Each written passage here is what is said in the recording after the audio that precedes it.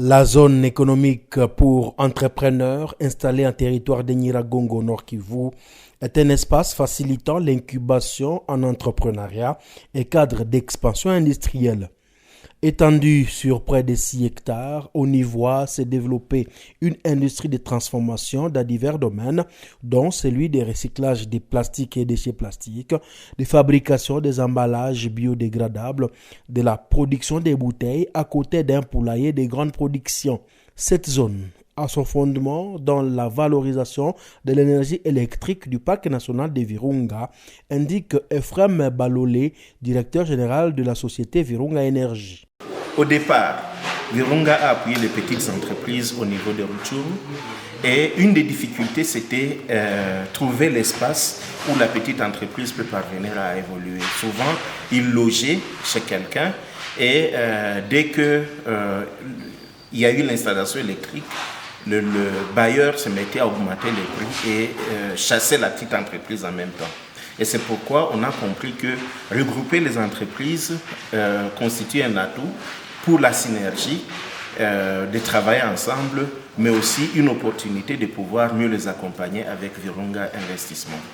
Et toutes les entreprises qui viennent travailler ici signent la charte de l'Alliance Virunga et s'engagent à pouvoir développer les activités qui renforcent la conservation de la nature et créer de l'emploi.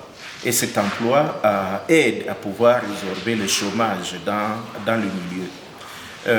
Une étude qui avait été menée avant la guerre montrait que 11% des travailleurs des emplois qui étaient créés dans les entreprises qui s'étaient créées après l'installation de Virunga Énergie, dont la distribution d'électricité, 11% de ces emplois-là provenaient des groupes armés. Et ça, c'était autour de 500 personnes qui étaient déjà recrutées, qui avaient un emploi durable, stable et qui étaient jadis membres des groupes armés.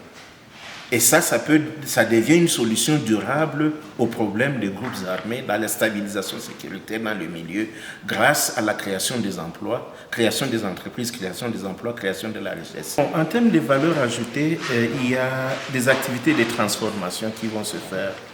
Par exemple, ces bouteilles vont permettre de pouvoir booster ceux qui développent les jus de fruits, l'eau et tout ce qui est breuvage fabriqué localement. Et ça substitue l'importation qu'on a au Rwanda et en Ouganda pour ce genre de produits. Même le lait frais naturel peut être emballé de cette manière-là. La fabrication des briquettes à biomasse est opérée sur ce site avec des machines adaptées. Congo Initiative SARL, entreprise locale, s'y met avec détermination. Ces briquettes sont à base de tout ce qu'il y a comme déchets végétaux que nous carbonisons et que nous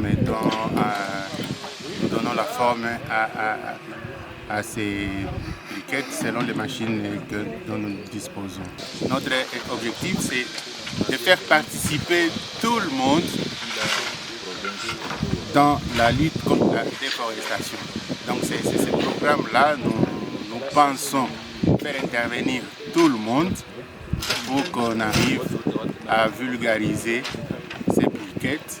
Et l'objectif, c'est qu'on arrive à réduire la pression de l'homme sur nos forêts. Puisque nous sommes voisins de Virunga et donc Virunga est vraiment menacé. Et pour nous, c'est une priorité. C'est un grand rêve en fait. La transformation des matériaux locaux comme pierres volcaniques en pavé avec le recyclage d'eau de refroidissement des machines, l'installation d'autres entreprises ainsi que l'exposition d'œuvres d'art conçues par les veuves des écogardes tuées au parc national de Virunga donnent une plus-value à cette zone économique qui sécurise aussi l'investissement dans l'adduction d'eau en faveur des riverains de ce site du patrimoine mondial.